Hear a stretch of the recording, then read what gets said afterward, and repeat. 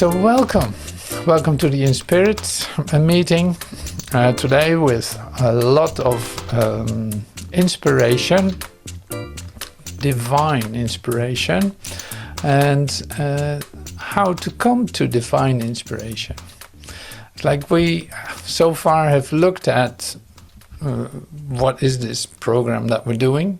Like 2 times I've been introducing this, and now we're actually fully in the process because how do you start this? How do you do this? And so I put up 2 podcasts. One of them is The Art of Attention, by paying attention, what that can give you from a pretty nice perspective. I really like that chapter from the book Wired to Create. So you can listen to that whenever you have time. So that's a great part too. Now, the other thing is the thing that came to me today, like 5 steps to divine inspiration. Because this is where we're busy with and actually feel the connection with. And that's why I'd like, well, let's put it kind of like systematic in 5 steps and see how that resonates with you. So that's another part. Then in the series of artist presentations, it's always a delight to see what comes to you. And I recognize this as the artists that are coming to me all have a meditative way of working. We saw this with Agnes Martin. It's very meditative. She sits in front of a canvas and just waits for the intuition, for the inspiration to get her moved, literally to get started. Starting from a post-stamp kind of size to enormous canvases. Now that's wonderful. And of course we saw Abaganovic. That was really nice too. Also very meditative, making her work with fabric and all this. Now today we have a different, it's the same, it's in that sense the same. There's someone busy, so fundamentally quiet, meditative, that even looking at the video is already a meditation. And so different. Like you can see how individual this is, but how pure the artists that are presented are in this. And now we call it artists, but these are just guys like you and me, so to speak. So it's like, here are your brothers. Here's one example of a brother who actually is so connected to nature in such a sweet way, and so receptive and so sensitive. They're unbelievable. So I'm going to show you a short video which his work and himself is presented in a very lovely way. So that's why we're going to take a look at it.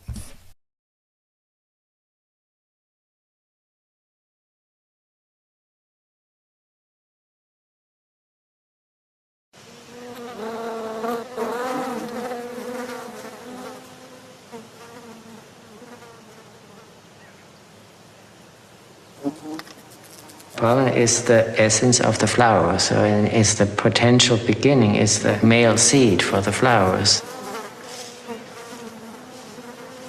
Without pollen, there is no plant.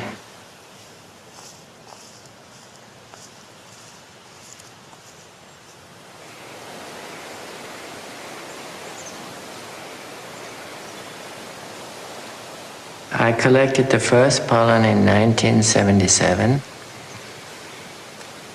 Since that time, from early spring until early summer, I was always here and collected the pollen just around this small village.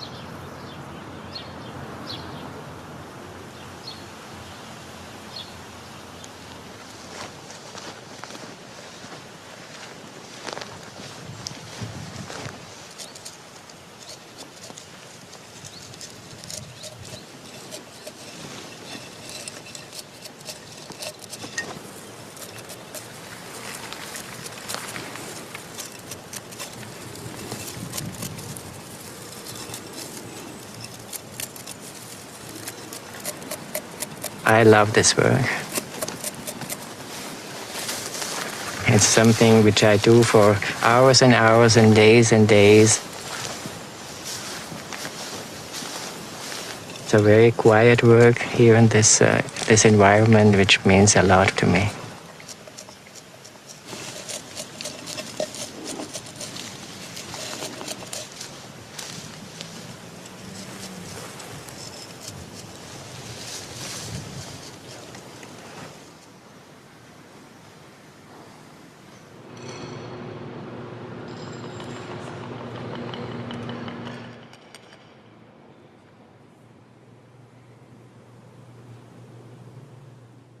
So this is so lovely.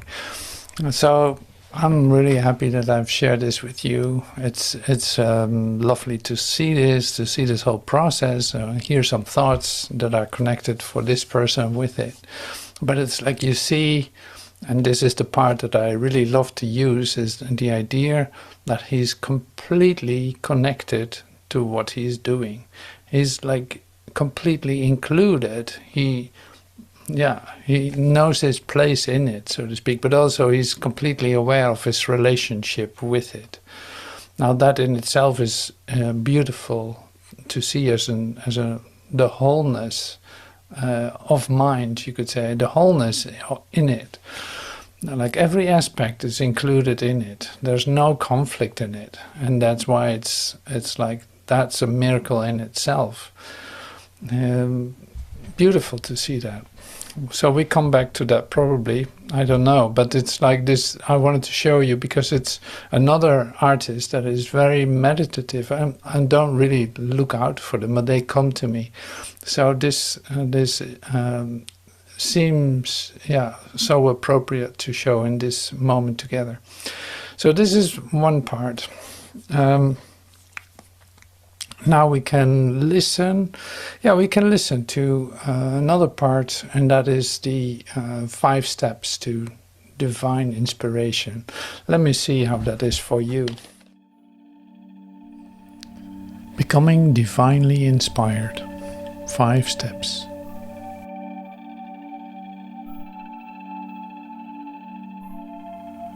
Becoming divinely inspired. Here are some essential steps to take. Step 1. Cultivate inner stillness and connection. Practice mindfulness and meditation. Regularly enlarge in practices that quiet the mind and allow for a deeper connection to your inner self and the world around you. It can be helpful to seek solitude. Dedicate time and space for yourself, where you can be free from distractions and external pressures. This allows for introspection and the subtle whispers of inspiration to emerge. Essential, of course, is to connect with your source. Take time to feel the divine stirring, the universal energy, the beauty and interconnectedness of nature. Allow yourself to be overwhelmed with a profound sense of purpose. Step 2. Open yourself to inspiration. Embrace curiosity and wonder. Approach the world with a sense of childlike curiosity. Be open to new experiences, ideas, and perspectives. Pay attention to the smallest details and the extraordinary within the ordinary. Immerse yourself in art that moves you, regardless of genre or time period. Explore the works of artists who you feel have tapped into something profound. Read poetry, listen to music, and engage with other forms of creative expression. Another essential point here is to let go of control. Release the need to force or dictate your creative process. Allow ideas to flow freely, and if they seem unconventional or don't immediately make sense, trust your intuition and the unfolding of your creative vision. Step 3. Practice with intention and devotion. Make your art a sacred practice. Approach your creative work with reverence and intention. See it as a way to connect with something larger than yourself. Focus on the process, not just the product. Be present in the act of creation. Allow yourself to be fully absorbed in the materials, the movements, and the unfolding of the artwork. Embrace imperfection. Understand that the pursuit of divine inspiration doesn't mean striving for flawless execution. Imperfections can often be where the most authentic and resonant expressions emerge. Step 4. Trust your inner guidance. Develop your intuition. Pay attention to your gut feelings, hunches, cues, and subtle impulses during the creative process. Learn to discern the voice of your intuition from the voice of self-doubt and external criticism. Experiment and explore. Don't be afraid to step outside your comfort zone and try new techniques, materials, or approaches. Allow your inner guidance to lead you down unexpected paths. Reflect and discern. Take time to reflect on the process and the outcome. What feels authentic? What resonates deeply? Learn to discern the moments where you feel truly inspired. Step 5. Share your gift with humility and purpose. Offer your art as a form of service. Consider how your art can contribute to the world, whether by bringing beauty, sparkling conversation, offering healing, or inspiring others. You shine your light this way. Stay grounded. While seeking for divine inspiration, remain grounded in yourself. Listen and let the work speak for itself. Maintain a continuous practice.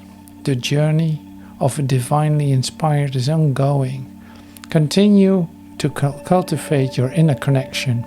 Remain open to inspiration and practice your craft with devotion throughout your day. Thank you.